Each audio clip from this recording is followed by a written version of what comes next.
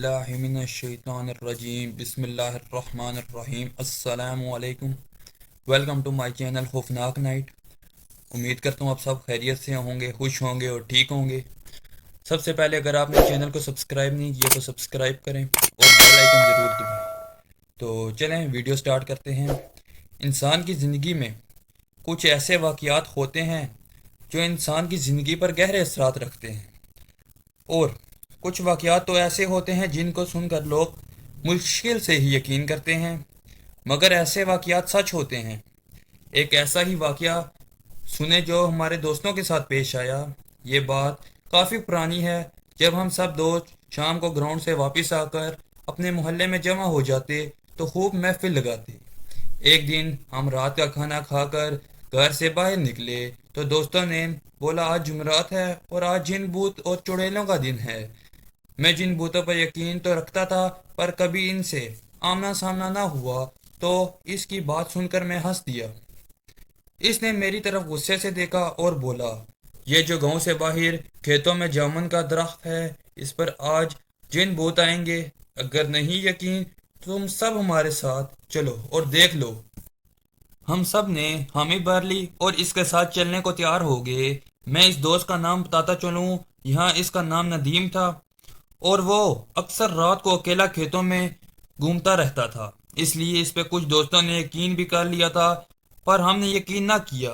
हम 5 दोस्त थे जिसका नाम था आबिद, नासिर, साजिद, मुदस्सिर और नदीम। जैसे ही ईशा की अजान हुई हम निकल पड़े इसके साथ खेतों में। जिन भूत देखने रात काफ़ी गहरी हो चली जा रही थी तो डर भी लग रहा था। अभी हमें चलते हुए 10-15 मिनट ही गुजरे थे। एक खेत से बकरी के छोटे बच्चे की बोलने की आवाज़ आई। आबिद ने बोला, रुको, यहाँ पास ही किसी जानवर की आवाज़ आ रही है। सब रुक गए और खामोशी से आवाज़ सुनने का इंतज़ार करने लगे किस तरफ से ये आवाज़ आ रही है। अभी थोड़ी देर ही गुजरी थी कि बकरी के बच्चे की आवाज़ दोबारा सुनाई दी। नदीम ने फौरन बोला, आवाज़ इस तरफ से आ रही है जो 2-4 खेत छोड़कर ही बरसन का खेत था। आवाज़ वहां से आ रही थी। सर्दियों के दिन थे और इन दिनों में बरसन आम होता था। सब दोस्त इस तरफ जाने लगे तो नासिर ने बोला, छोड़ो यार, जो भी है हमें क्या लेना देना इससे, हम जिस काम के लिए जा रहे हैं इस तरफ चलो। पर कोई भी ना माना और बरसन के खेत की तरफ बढ़ने लगे।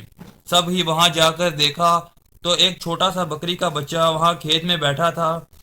हम में से कोई कुछ बोलता इससे पहले ही नदीम ने कहा, लगता है वो यहाँ बकरियां चराने आते हैं, इनका रह गया होगा, इसको उठा लो, सुबह पता लगाकर वापस कर देंगे। सब ने इसकी बात से इत्तेफाक किया और ऐसा ही किया। इसको हमने उठा लिया और अपनी मंजिल की तरफ बढ़ने लगे। रात काफ़ी गहरी होती चली जा रही थी और हमारे डर में मज़ीद इजाफा भी हो रहा था, क्योंकि खेतों में तरह तरह के जानवर की आवाज़ें आ रही थी। मुदस्सिर ने बोला, यार हमको वापस जाना चाहिए, आगे बहुत ख़तरा है। सब इस पे हंसने लगे और इसको डरपोक कहने लगे। खैर वो खामोशी से इनके साथ चलता रहा। फिर रास्ते में हमें सीटी की आवाज़ आना शुरू हो गई। सब रुक गए और एक दूसरे की तरफ देखने लगे। डर सबके चेहरे से साफ नजर आ रहा था, पर कोई भी ये ना चाहता था कि हम वापस जाएं और अल्लाह का नाम लेकर इस जामन के दरख्त की तरफ बढ़ने लगे। अभी थोड़ी देर ही गुजरी थी कि हमें चलते हुए तो सामने ही वो दरख्त नजर आ गया। हम सब दोस्त इस दरख्त से थोड़ा ही दूर हटकर बैठ गए। सबसे पहले तो मुदस्सिर ने बोला, इस बकरी के गले में कोई रस्सी वगैरह डाल दो ताकि ये कहीं इधर उधर ना हो जाए। सब दोस्त रस्सी ढूंढने लगे और जल्दी ही एक छोटी सी रस्सी मिल गई। इसको हमने इसके गले में डाला और रस्सी नासिर को पकड़ा दी और सबकी नजरें इस दरख्त पर जमी थी। 10-15 मिनट ही गुजरे थे कि जामन के दरख्त के ऊपर से एक ब्रेक सी लाल रंग की लाइट नजर आई।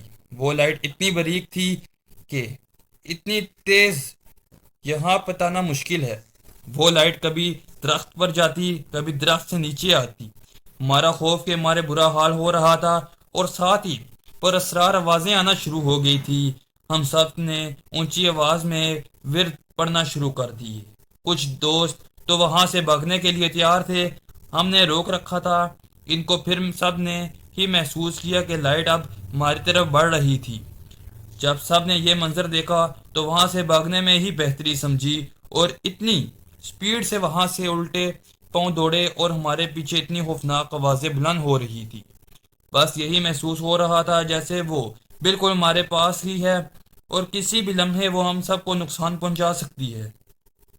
ہم نے ہمت نہ ہاری اور بھاگتے رہے، ورد کرتے رہے، اور واپس گاؤں آ کر سانس لیا۔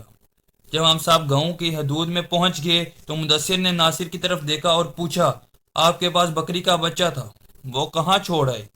اس نے ہاتھ کی طرف دیکھا تو اس کے ہاتھ میں صرف رسی تھی۔ اس نے بولا کہ جب ہم وہاں سے بھاگ رہے تھے تو صرف رسی ہی تھی، بکری کا بچہ کدھر گیا اس کا کچھ معلوم نہیں۔ جب وہاں سے واپس دوڑے تو وہ بکری کا بچہ وہاں ہمارے ساتھ نہیں تھا، صرف یہ رسی ہی تھی۔ کیا وہ سچ میں بکری کا بچہ تھا یا کوئی اور مخلوق تھی؟ سب دوستوں نے کہا جو بھی تھا ہم صبح صبح وہاں جا کر ضرور دیکھیں گے۔ پھر جب صبح ہوئی تو کوئی بھی وہاں جانے کو تیار نہیں تھا سوائے ندیم اور مدثر کے۔